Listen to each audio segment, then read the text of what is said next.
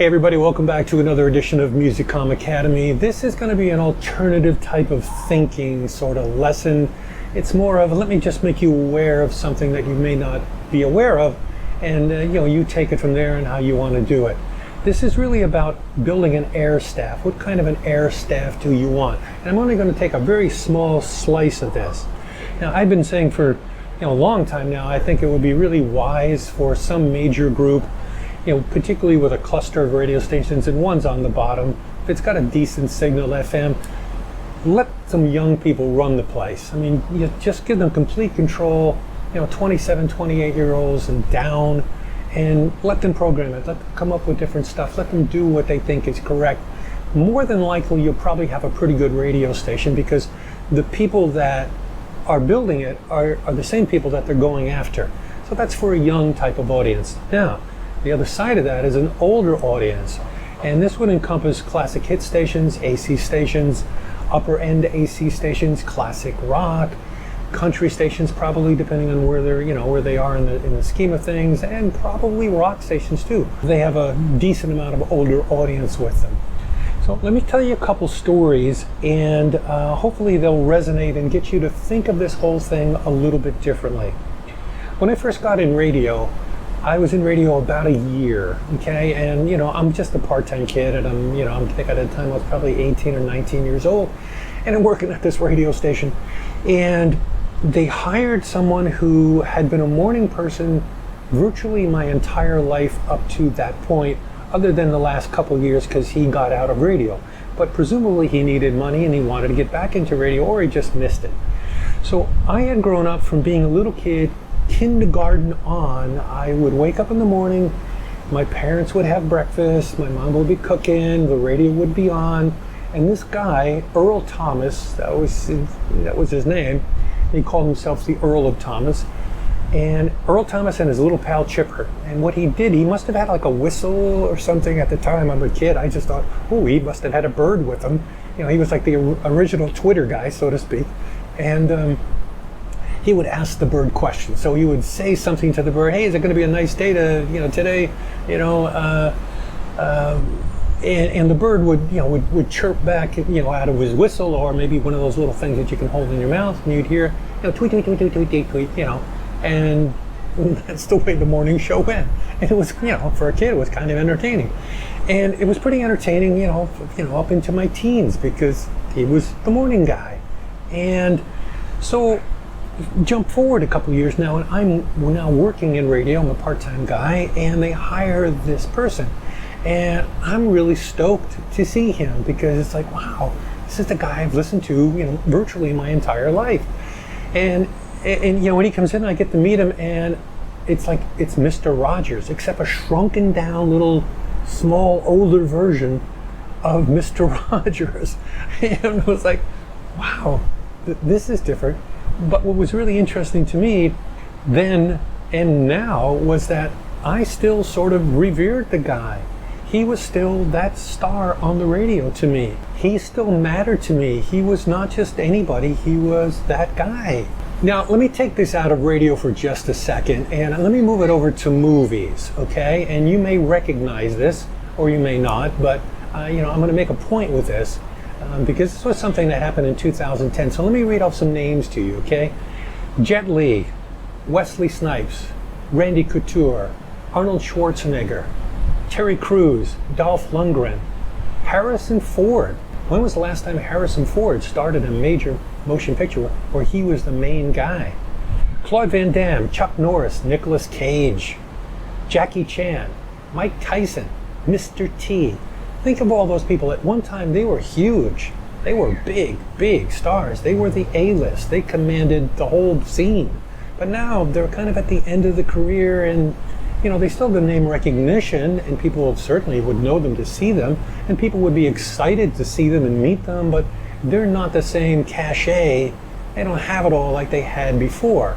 Now it's moved on to other people like, Keanu Reeves and David Bautista, Hugh Jackman to a degree, although he's starting to hit that downward curve, and Jason Statham, he's still super hot. And somewhere in between there is Sylvester Stallone, okay? And the reason I say somewhere in between there, because he did something that I thought was brilliant, and I thought you could do this with radio stations. If you have a classic hit station, a classic rock station, that type of thing, why wouldn't you not do this? I think it's sort of crazy not to think the way Sylvester Stallone was thinking in 2010, actually probably in 2008, when they actually shot the movie, The Expendables. You remember The Expendables? Well, it was Expendables 1, then Expendables 2, then Expendables 3, and soon to be, the last of the series, The Expendables 4. And what I find which is really interesting about Expendables 4 is that they have some new stars coming on board, because being with the old stars, as he's packaged a whole bunch of them together, just like you could do with a radio station, you could take a whole bunch of older jocks that people know that have been in the market 10, 12, 15 years, and everybody knows who they are. You can put them all on one radio station. If the format fits them, it would be phenomenal, because you'd have stars essentially to the people that you're shooting for, certainly well-known people, that they're comfortable with and trust and all of that sort of stuff, all on one radio station. But what's really interesting about Expendables 4 is, in addition to Stallone and Jason Statham and all those people that I mentioned, Keanu Reeves is now in this movie, as is David Bautista, and Hugh Jackman signed on too. So they have people who want to be in with the stars, in addition to all those old stars. It's because it's sort of cool. It's actually pretty cool. There's another thing. It's sort of a side to this, that I sometimes think that we think down of radio. We don't think it's as cool as it is. But if you look at Sirius, many years ago, probably now, I don't know, maybe 5 or 6 years, where Garth Brooks decided, and I think he was the first one on Sirius, pretty sure he was, they gave Garth his own channel. So it's the Garth channel. And I forget what number it is. I think it's 55. Anyway, the Garth channel. So Garth Brooks now has his own channel. He's got his own radio station, coast to coast, on Sirius. And don't you know, little by little, there's other channels with other stars, a lot of country stars, some R&B stars, some other ones, where they're either on or they're guesting on other channels, radio things, because it's cool to be on the radio, but sometimes I think we forget that. We forget that it's pretty cool to be on the radio. I mean, it's still not, it's not a nothing thing. And I think Garth's channel sort of, really is the epitome of that, as other major stars have wanted to be on their own channel and emulate that. So anyway, to go back to what I was saying, if you have a classic hit station or a classic rock station or an AC station, and you want to make a statement, to me, I'd go looking for the opposite of what I was saying of finding all young people for a young person's station. I'd go finding jocks who no one wants to hire, like they're sort of done with, and they may even be retired. And here's the really interesting part of it, if you really think this through, and maybe you need to be retired like me and be constantly around people who are retired to actually get this part of it. Retired people would love, okay, they're usually pretty self-sufficient as they are, but they would love to have another income of, let's just say, another 20 grand or another 25 grand a year, okay, to augment what they have. Just blow it on stuff that they feel like blowing it on. Where if you think that through, you can actually get somebody with a super amount of experience, super professional, probably pretty jacked up to be back on the radio again, and maybe pay them 20, 25 grand, give them a small shift. I mean, don't pound them with the 5 and 6 hour shift. Instead of paying, like, say, 40 grand to one younger person to do, a 5, 6 hour shift, get two people at 20 grand, 25 each, or 22 each, or whatever they want to go for, and give them 3 hour shifts. Now you got a lot of backup for vacations, and let them do the shows.